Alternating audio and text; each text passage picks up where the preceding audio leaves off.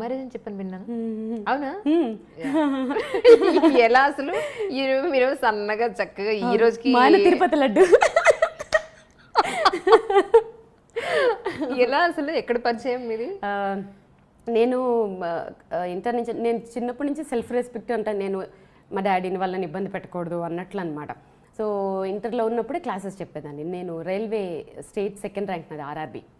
So job వచ్చిందనమాట. So training కోసం హైదరాబాద్ వచ్చాము. ఓకే. సో ట్రైనింగ్ తీసుకుంటున్నప్పుడు డాడీకి ఎక్కువ ఇబ్బంది అవ్వకూడదు అని చెప్పి క్లాసెస్ తీసుకునేదాన్ని, వీణా క్లాసెస్. సో మా హస్బెండ్ వాళ్ళ కజిన్ వాళ్ళ డాటర్ నా దగ్గర క్లాసెస్కి వచ్చేదనమాట. ఒకరోజు తన్ని తీసుకెళ్ళడానికి మా హస్బెండ్ వచ్చి చూసి నన్నే చేసుకుంటాను కూర్చున్నారు. ఎవరు ఫస్ట్ ప్రపోజ్ చేస్తారు? ఆయనే చేస్తారు ఆబ్వియస్లీ. మనకంతా అస్సలు అవి నచ్చేవి కావు అసలు, అస్సలు నచ్చేవి కావు. కాకపోతే ఏంటంటే నేను అందానికి ఇంపార్టెన్స్ అస్సలు ఇవ్వనండి. అస్సలు అందానికి ఇంపార్టెన్స్ ఇవ్వను. ఇవాళ ఉంటుంది రేపు పోతుంది అది. ఇప్పుడు ఇవాళ మా ఆయన తిరుపతి లడ్డులా ఉండొచ్చు, 1 year తర్వాత నేను అవ్వచ్చు. సో నేను ముద్దుగా పిలుచుకుంటాను తిరుపతి లడ్డు. సో అందానికి అస్సలు ఇంపార్టెన్స్ ఇవ్వను. ఆయన నేచర్ ఎలా అంటే, నేను ఇప్పటివరకు అలాంటి ఒక జెంట్ అంటే ఒక మగవాళ్ళలో చాలా రేర్గా ఉంటారు. అంటే ఒక భార్య ఎమోషన్స్ని అర్థం చేసుకుంటూ, లైక్ నాకు ఎలా కావాలో అలా, నాకేం కంఫర్ట్స్ కావాలో నాకంటే ముందు. ఇప్పుడు ఫర్ ఎగ్జాంపుల్ నేను ఇప్పటివరకు చెక్ పోస్ట్లోకి వెళ్ళాలనుకుంటే నాకంటే ముందు స్టడీ చేసేస్తారు. ఇక్కడ నేను ఏమైనా ఇబ్బంది పడతానా, దారిలో ఏమైనా ఉంటాయా వేసి నువ్వు వెళ్ళు అంట. అంత కేరింగ్, కంఫర్ట్ చూస్తారు. సో ఇప్పుడు అనిపిస్తుంది నా సెలక్షన్ తప్పు కాలేదు. ఆయన ప్రపోజ్ చేసిన వెంటనే ఓకే చెప్పేశాను, నో ప్రాబ్లం. ఇంట్లో ఏం ప్రాబ్లం కాదా? అయ్యాయి, అవుతాయి, ఆబ్వియస్లీ అవుతాయి. సో నేను పెరిగిన వాతావరణానికి ప్రకారం అంటే మాది అగ్రహారం. సో అమ్మమ్మలు వాళ్ళందరూ మాట్లాడుకోవడం ఏంటంటే, పెళ్ళైన తర్వాత ఆడపిల్లకి అత్తగారు ఇల్లే మొత్తం, అత్తగారు మామగారే సర్వస్వం, పెళ్ళైన తర్వాత అటే ఉండాలి అనేవి విని విని విని ఉన్నాను. కాబట్టి ఇటే బెండ్ అయ్యాను. అంటే మగపిల్లోడు తల్లిదండ్రులు చూసుకోవాలి బాధ్యత, ఆడపిల్లని అత్తగారు వాళ్ళు మామగారిని చూసుకునే బాధ్యత నాది. సో 2 పడవల మీద కాలు పెట్టకూడదు లవ్ మ్యారేజ్ చేసుకున్నప్పుడు, ఎందుకంటే అది ఫెయిల్ అయ్యే ఛాన్సెస్ ఎక్కువ ఉంటాయి. అది ఎందువల్ల అనేది కొంచెం ఫేస్ చేసిన వాళ్ళకి తెలుస్తుంది. ఆ మెచ్యూరిటీ కూడా రావాలి, ఎంత చెప్పినా అర్థం కాదు. సో అందుకని ఒక పడవను వదిలేయాలి అనుకుంటున్నప్పుడు మన హిందూ ధర్మం ప్రకారం నా బాధ్యత ఏంటి, సో ఇటు మొగ్గి అటు వదిలేసి. బాధ అనిపించట్లే? బాధ అనిపిస్తుంది కొన్ని సందర్భాల్లో, ఎందుకు అనిపించదు కదా. కానీ ఆ బాధని చెప్పానుగా రీప్లేస్ చేసేసారు మా హస్బెండ్. ఎట్లా అంటే వాళ్ళ మేనమామ ఉంటారు, సొంత మేనమామ, పెళ్ళైన వెంటనే వాళ్ళని దత్త తీసేసుకున్నారు. అమ్మ నాన్న అని వాళ్ళదే పిలుస్తాను. మా అత్తమ్మ ఒక అమ్మ, మా కో సిస్టర్ ఒక అమ్మ. ఇంతమంది నన్ను ప్యాంపర్ చేసి చూసుకుంటున్నప్పుడు, ఇంత బాగా చూసుకుంటున్నప్పుడు కెరీర్ మీద కాన్సన్ట్రేషన్ చేసాం. ఇంకా వెనక్కి తిరిగి చూసుకోలేదు. పాప ఇంకా అవన్నీ పెట్టుకుంటే ముందుకెళ్ళలేం. లైఫ్ ఎలా వెళ్ళిపోతూ ఉంటుందో వెళ్ళాలి అంతే. It's wonderful. కానీ అప్పటి నుంచి వీణలో మీకు బాగా అనుభవం ఉంది యాక్చువల్లీ, చిన్నప్పటి నుంచే. కానీ ఎక్కువ అవేర్నెస్ వచ్చింది ప్రజల్లో, శ్రీవాణి వీణ వాయిస్తారు, లేదంటే ఇప్పుడు ఇన్ని మూవీస్కి చేశారు. ఆ లిస్ట్ మనం నెక్స్ట్ క్వశ్చన్లో తీసుకుందాం. ఇప్పుడు ఇంత సచ్ గ్యాప్ ఎందుకు వచ్చిందంటారు? స్టార్టింగ్ నుంచి మీకు ఆ విద్య అయితే మీలో ఉంది, అవును, కానీ ఇంత గ్యాప్ ఎందుకు వచ్చింది మీ ఉద్దేశం? చెప్తాను. మంచి క్వశ్చన్ ఇది. గ్యాప్ ఎందుకు వచ్చింది అని అంటే, మనం ఏదైనా ఒక విద్య స్టార్ట్ చేసినప్పుడు సరస్వతి అమ్మవారికే మొక్కుతాం, ఆమె చేతిలో ఉండే వీణకి చాలా గౌరవం ఇస్తాం. ప్రాక్టికల్గా చూస్తే ఈ వీణని డైరెక్ట్గా చూస్తే పర్సంటేజ్ ఎంత నేను చెప్పలేను, కానీ చాలామంది పీపుల్ ఒక బ్రహ్మ పదార్థం చూసినట్లు, అమ్మో అది మనకు అర్థం కాదురా, అదేదో ఇన్స్ట్రుమెంట్, ముట్టుకోవాలంటే కూడా ఏదో కత్తినో చాకునో ముట్టుకోవాలన్నట్టుగా ఫీల్ అవుతారు. అవునా కదా? అవును. సో అదేంటో బ్రహ్మ పదార్థం. దానివల్ల ఏమైపోతుందంటే అంతరించిపోతుంది, ఆల్మోస్ట్ అంతరించిపోతుంది. నేను ఒక 2008లోనేమో ఒక రియాలిటీ ఒక సెలబ్రేషన్స్, మనం ఇప్పుడు చూడండి వినాయక చవితికి ఇప్పుడు స్పెషల్ ఎపిసోడ్స్ పెడతారు కదా, ఒక పెద్ద ఛానల్లో స్పెషల్ ఎపిసోడ్ పెట్టినప్పుడు అందరూ తల యాక్టివిటీ చేస్తున్నారు, నేనేం చేస్తాను, వీణ వాయిస్తానని చెప్పాను. సో డైరెక్టర్ గారు కూడా నా మీద అప్పటికి ఆయన పాపం విముఖంగానే ఏం వీణ ఎవరు వింటారు అనుకుని నా మీద గౌరవంతో సరేనండి మేడం తెచ్చుకోండి అన్నారు. ఓకే. అందరూ డాన్సులు చేశారు, అవి చేశారు, ఇవి చేశారు. అప్పటికే సెట్ సౌండ్స్ తోటి దద్దరిల్లిపోయిన టైంలో నేను కూర్చున్నాను, వీణ పెట్టుకున్నాను. అప్పటికి ఇంకా నాకు మైక్స్ ఎలా సెట్ చేయాలి, ఈ ట్రాక్స్ ఏంటి, ఈ సౌండ్స్ మీద అంత అవగాహన లేకపోవటం వల్ల వాయిస్తూ ఉంటే అందరూ ఒక్కొక్క వికెట్ పడిపోతుంది, అమ్మ ఇవిడు ఎప్పుడు ఆపేస్తుందని కొంతమంది, నా మీద ప్రేమతో కొంచెం ఇలా అనేవాళ్ళు కొంతమంది, వాళ్ళ మొహాలన్నీ నాకు అర్థమై ఎక్కువ ఇబ్బంది పెట్టకూడదని ఆపేశాను. అలాంటివి ఎన్ని ఫేస్ చేశానో నేనైతే. అసలు ఇంట్రెస్టే ఉండేది కదా ఎవరికి. వీణ అంటే ఎవరు వింటారు, వింటే కదా మనం వాయిస్తాము. అందువల్ల నేనే ఏదో డిప్లొమాలు చేసుకోవడము, ఇంట్లో వాయించుకోవడము, మా ఆయన దగ్గర వాయించుకోవడము, ఏదో ఇంట్లో ఎవరైనా వస్తున్నప్పుడు వాయించుకోవడం, ఇంతే. ఎవరైనా ఎంకరేజ్ చేస్తే వాయిస్తాము. పిల్లలు కూడా మీరు నమ్మరు, ఒక 3 years బ్యాక్ కూడా ఎవరినైనా పిలిచి వాయిస్తా ఉంటే, చీ ఇది ముసలాళ్ళు వాయిస్తారు, నేను కీబోర్డ్ వాయిస్తాననేవాడు, ఒకడు గిటార్ వాయిస్తాననేవాడు. అయ్యయ్యో ఏంటిది అని. నో, మా హస్బెండ్ తోటి ఏందండి ఇది, ఇన్నేళ్ళు కష్టపడి ప్రాక్టీస్ చేశాను, ఇది ఇంతేనా అంటే అప్పుడు మా హస్బెండ్ చెప్పారు, వీణ అనేది నా దృష్టిలో కూడా బాబాయ్ చాలా కష్టమైనది. ఆ ఫీలింగ్ పోగొట్టే, అంటే సింప్లిఫై చెయ్యి. వాళ్ళకి అర్థం కానిది వాయిస్తే కదా వాళ్ళు భయపడతారు, వాళ్ళకి అర్థమైంది వాయించు అనేవారికల్లా అప్పుడు ఒక థాట్ వచ్చి సినిమా పాటలు. అంటే ఇక్కడ ఒకటి, నేనేం పెద్ద ఘనకార్యం ఏదో చేశానని కాదు, మన పూర్వీకులు అంటే మహానుభావులు చిట్టిబాబు గారు, కొనుక్కుడు వైద్యనాథ్ గారు మీరు చూసినట్లయితే వారు కూడా ఇలాంటి ఒక ఎక్స్పెరిమెంటే చేశారు. అంటే మధ్య మధ్యలో కచేరీలు చేస్తూ మధ్యలో సినిమా పాటలు వాయించేవారు. సో ఇంకా వారు చేసిన ఆ ప్రయత్నాల వల్లే కొన్ని ఇన్స్ట్రుమెంట్స్ ఇంకా ఇప్పుడు బతుకున్నాయని అనుకోవాలి.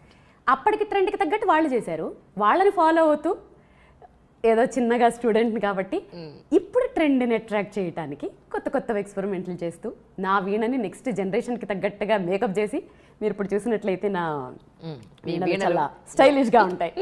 సో నెక్స్ట్ జనరేషన్ అట్రాక్ట్ చేయడానికి చేసిన ప్రయత్నాల్లో కొంచెం సక్సెస్ అయ్యాను, సోషల్ మీడియా పుణ్యమాని. ఓకే. సో అంటే వరల్డ్ రికార్డ్ కూడా వచ్చినట్టుంది కదా, అంటే ఏ పాయింట్లో వచ్చింది వ్యూవర్స్కి అర్థం అవడానికి అడుగుతా. నాకు మాబు షేక్ అని నాకు వీణలు తయారు చేస్తారు. ఆయన కూడా ఎట్లా అంటే నార్మల్గా వీణలు చేసేసామా మేళాలు చేసేసామా అనే టైప్ కాదు ఆయన, ఏదో సాధించాలి, సేమ్ నాకు తగ్గడా ఆయన కూడా. ఒకసారి ఒక చిన్న వీణ చేసి తీసుకొచ్చారు, అమ్మా ఇది షోకేస్లో పెట్టేది కాదు, నేను ఇది తయారు చేశాను మీరు వాయించవచ్చు అన్నారు. కానీ మీరు నమ్మరు, ఆ చిన్న వీణ మీద వాయించడం అనేది పెద్ద గొప్ప ఇంట్లో అనుకుంటారు జనాలు. ఎంత కష్టం అంటే సర్టెన్ వరకే మీకు వేలు వెళ్తుంది, తారాస్థాయికి వేలు వెళ్ళవు, అక్కడ పట్టవు వేళ్ళు, శృతులు చేయలేము. అలాంటిది దాని మీద western, classical, semi classical, Hindi, Telugu అలా కొన్ని ఐటమ్స్ మీద వీణ వాయించి నేను వరల్డ్ రికార్డ్ చేశాను దాన్ని. ఎన్నాళ్ళు ప్రాక్టీస్ చేశారు దాని మీద? అమ్మో దానికి బాగానే చేశాను. అంటే ఎన్నాళ్ళు అంటే టైం పీరియడ్ తక్కువే కానీ హార్స్ ఎక్కువ, గంటలు ఎక్కువ. చేతులు ఇక్కడంతా కాయలు కాచిపోయి శృతులు చేస్తుంటే ఆ ఫోటో ఒకళ్ళు గిఫ్ట్ కూడా ఇచ్చారు నాకు, ఆ వేళ్ళు ఉంటాయి ఇక్కడ అలా శృతి చేసినప్పుడు అవి తిరగక పిరడాలు చాలా కష్టమయ్యి. సో అవి చాలా దానికి కొంచెం కష్టపడ్డారు. ఒక వీడియో చూసాను మీద, నేను వేళ్ళు కూడా బాగా బ్లాక్గా అయిపోయి ఉన్న వీడియో ఒకటి చూసాను. ఇప్పుడు ఎలా ఉన్నాయి? ఇప్పుడు అలానే ఉంటాయి ఇంకా కొంచెం. Oh my God. ఆబ్వియస్లీ మీకు ఎక్కువ గంటలు ప్రాక్టీస్ చేస్తే వేళ్ళు ఇలా అవుతాయి. ఓకే, మీ వారు ఏమనలేదా ఆ విషయంలో? ఈ విషయంలో పాపం ఆయన ఎక్కువగా అయిపోతే ఆయనకి ఏంటంటే ఒక్కొక్క పాయింట్ ఆఫ్ వ్యూలో చాలా ప్రౌడ్, నన్ను చూస్తే అసలు మురిసిపోతారు. సో బాగా పెయిన్గా ఫీల్ అయినప్పుడు ఎందుకులే మమ్మీ ఇప్పుడు వద్దులే రేపు వాయించుకుందులే అంటారు. ఆయనకు లోపల బాధ ఉంటుంది, ఆయన లోపల చెప్పలేరు బయటికి, రేపు వాయిద్దులే చాలే అంటారు. కానీ పాపం నేను విననుగా, మొండి గట్టాలి కాబట్టి చెప్పడం మానేసారు ఈ మధ్య. సో మీరు చేసిన ఎక్స్పెరిమెంట్స్ అంటే ఏం చెప్తారు ఇప్పటి వరకు? ఎక్స్పెరిమెంట్స్ అనేవి నా దృష్టిలో ఎక్స్పెరిమెంట్స్ అని చెప్తాను, ఏమో మిగిలిన వాళ్ళు చేశారో లేదో అనేది నాకు తెలీదు. నేను చేశాను అనుకునేవి ఏంటంటే 2 వాయిసెస్ చేశాను. ఫస్ట్ ఫేస్బుక్లో పెట్టిన పోస్ట్ అది, అంటే 2015 వరకు నాకు వాట్సాప్ కూడా లేదు. ఓకే, అసలు ఫోన్ అనేది ఏంటంటే మా ఆయనకి ఫోన్ చేయడానికి, నెక్స్ట్ డే షూట్ వేరే ఛానల్ నుంచి డైరెక్టర్ ఫోన్ చేయడానికి, ఈ రెండింటికే వాడతారు అనేది నా పరిస్థితి కూడా అంతే. యూట్యూబ్ అంటే తెలియదని ఈ రోజు యూట్యూబ్ ఛానల్లో పనిచేస్తున్నా అనిపిస్తుంది నిజంగా, లిటరల్లీ. సో 2015లో ఇది స్టార్ట్ చేసినప్పుడు ఒక ఎగ్జాంపుల్ చెప్తాను. మా మేనల్లోడు ఉంటాడు అనమాట, వాడికి నేను యాంకర్గా బాగా గొప్ప, మా అత్తయ్య అని అంటారు, యూఎస్లో ఉంటాడు. వాడు ఒకరోజు నేను ఇదే డిస్కషన్లో ఉండి ఇదే మూడ్ ఆఫ్లో ఉండే టైంలో, అంటే దేవుడు మనుషుల్ని పంపిస్తాడంటారు కదా, అట్లా ఒక వీడియో పంపించాడు. ఆమె ఎవరిదో అసలు అంటే లెర్నర్ ఆమె, ఏం వయసును కూడా నాకు అర్థం కావట్లేదు. అత్తాయ్ నువ్వు అసలు ఈ సాంగ్ ఎలాగైనా ఇలాగ వాయించాలి అత్తయ్య, అది చూడు అన్నాడు. ఏం పాట రా ఇదన్నా, ఏదో ఏఆర్ రెహమాన్ పాట పంపించాడు. అసలు మీరు నమ్మరు, దానికి దీనికి పోలికలు లేవు. నాకు తెలుసు నేను అంతకంటే బాగా వాయించగలను కాబట్టి, వాడికి తెలియదు నేను ఎలా వీణ వాయిస్తాను. ఎగ్జాక్ట్లీ. సో ఏంట్రా ఇది అసలు నాలెడ్జ్ ఉన్న వాళ్ళకి లేని వాళ్ళకి అదే తేడా. లేదా ఆమె ఎంత బాగా వాయించింది. సరే నువ్వు నన్ను డైరెక్ట్గా అడుగుంటే అయిపోయేది, ఆమెలాగా వాయించమనడం అనేది ఎందుకు హట్ అయిపోయినప్పుడు. వాడి ఐక్యూ లెవెల్ అంతే. సో వాడితో ఒక హాఫ్ అన్ అవర్ ఫైటింగ్ చేసేసి, సారీ అత్తయ్య బాగా హట్ అయినట్టున్నావు, అది ఇది నువ్వు ఎక్కువ ఫీల్ అవ్వకని చెప్పి ఫోన్ పెట్టేసి, శ్రావణ మాసం అనుకుంటా మంచి పేరెంటానికి వెళ్ళొచ్చని మంచిగా రెడీ అయ్యా. వీడికి చూపించాలి నేను ఏంటో అని వాడి మీద కచ్చతోటి 2 వాయిసెస్, అదే దళపతి సాంగ్ ఉంటుంది కదా, సింగారాల పైరులో ఎస్పీ సార్ ఇంకా జయసుదాస్ సార్, దాన్ని 2 strings మీద 2 వాయిసెస్ వచ్చేలాగా జస్ట్ సెల్ ఫోన్లోనే రికార్డ్ చేసి, అది పోస్ట్ చేయడం కూడా రాదు నాకు. మళ్ళీ ఇంట్లో ఎవరో పోస్ట్ చేశారు, ఫేస్బుక్లో పోస్ట్ చేసేసి ఇంట్లో పని చేసుకుంటున్నాను. మీరు నమ్మరు, 15 minutesలో ఏమో 3000 వ్యూస్. 2015లో 3000 వ్యూస్ అంటే ఒకసారి అర్థం చేసుకోండి. మా వాళ్ళు షాకు, హాఫ్ డేలో 3 lakhs వ్యూస్. సో ఓహో ఇదేదో బాగుంది. సో అప్పుడు అనిపించింది నాకు, ఓకే అంటే మనం రీచ్ అవ్వడానికి ఇది ఒక నా వీణని ప్రమోట్ చేయడానికి, నెక్స్ట్ జనరేషన్కి ఇవ్వడానికి ఇదేదో బాగుంది అని చెప్పి చంద్రముఖి సాంగ్ పెట్టాను. ఆ తర్వాత ఎవరో ఛాలెంజ్ చేశారు నాతో, ఏంటి మీరు ఎప్పుడు క్లాసికల్సే వాయిస్తారా వీణ మీద, మీరు ఇలాంటి ఫాస్ట్ బీట్లు తీన్మార్లు వాయించలేరా, ఎప్పుడు ఇవేనా అని.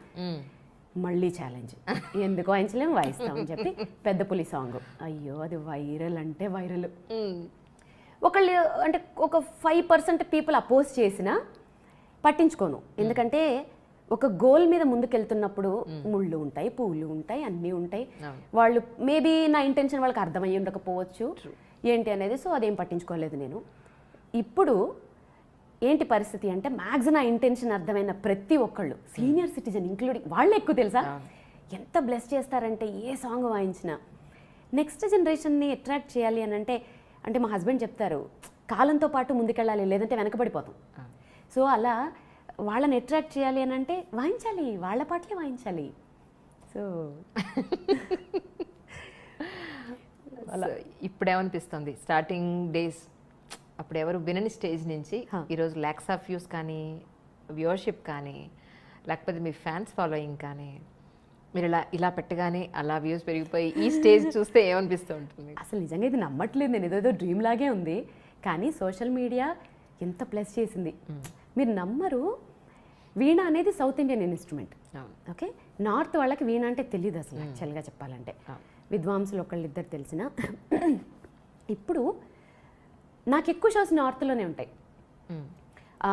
అంటే నార్త్ వాళ్ళు పిలిచి నా చేత షోస్ చేయించుకుంటారు. బెంగాలీ, పాకిస్తాన్, బంగ్లాదేశ్, ఎక్కడెక్కడి నుంచో మెసేజ్లు, ఎక్కడెక్కడి నుంచో ఫాలోవర్సు. ఒక రకంగా చాలా హ్యాపీగా, అంటే ఇంత తక్కువ స్పాన్, అంటే ఒక 3 yearsలో ఇంత కవర్ చేశాం కదా చాలు. నా వీణ ఇంత పాపులర్ అయింది. వీణ అంటే తెలుస్తోంది ఇప్పుడు అందరికీ.